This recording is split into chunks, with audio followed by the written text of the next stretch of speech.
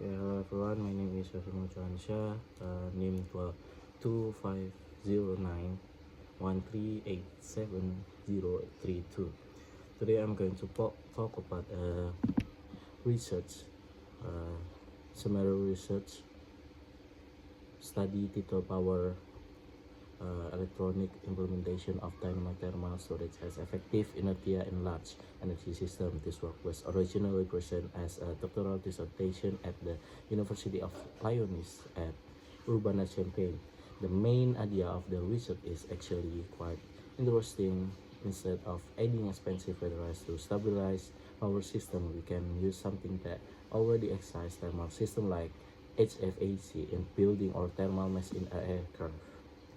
For the introduction, so first let's talk about the problem. Today power systems are changed very quickly because of renewable energy, especially solar power. Solar energy is clean and sustainable, but it has one big weakness: it's not stable.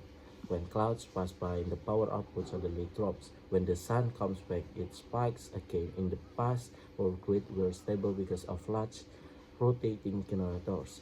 This machine add mechanical inertia, which naturally help stabilize frequency. But now many renewable systems use inverters, and they don't provide that can cycle inertia. Because of that, modern grids are more sensitive to disturbance, and traditionally we solve this problem use batteries or flywheels, but batteries are expensive and have a limit lifespan. So the question is, we can find cheaper and smarter solution. For the methodology, this research purpose use thermal inertia as kind of virtual energy storage. Think about a building inside the walls, air, and structure. There is stored heat. The HVAC system control temperature by adjusting power consumption. If we slightly increase or decrease HVAC power for a short time, the room temperature won't change dramatically because the building has thermal mass. So the research create mathematical models to connect electrical system and thermal system. They analyze long-term solar data using frequency domain analyze to see which fluctuation can realistically be compensated by HVAC system. They also extend the study to aircraft system, especially in more electric aircraft where electrical loads are increasing in aircraft.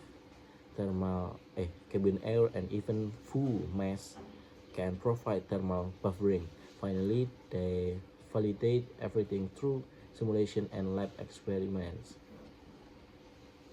For the discussion now, this doesn't mean thermal storage replace batteries completely.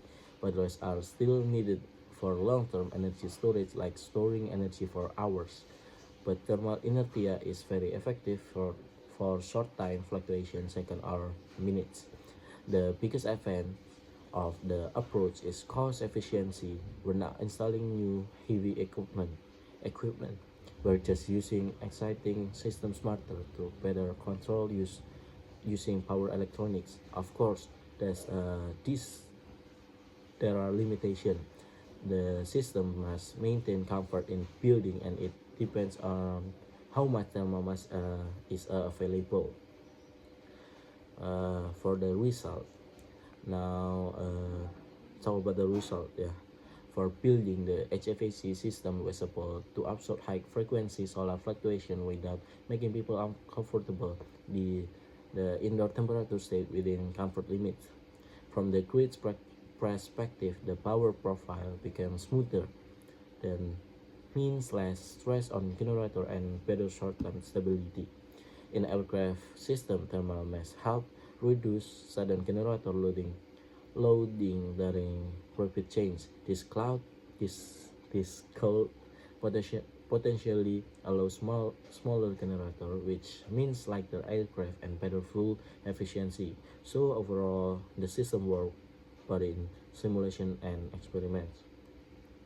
For the conclusion, this research introduced a new way of thinking. Instead of seeing HVAC system and thermal loads as passive consumers of electricity, we can see them as an activity stabilizer of the grid. Dynamic thermal storage can act as virtual inertia, improving stability without adding expensive storage device. This idea is especially important for the future, where renewable energy penetration will continue to increase. Uh, Thank you guys for your listening. Assalamualaikum.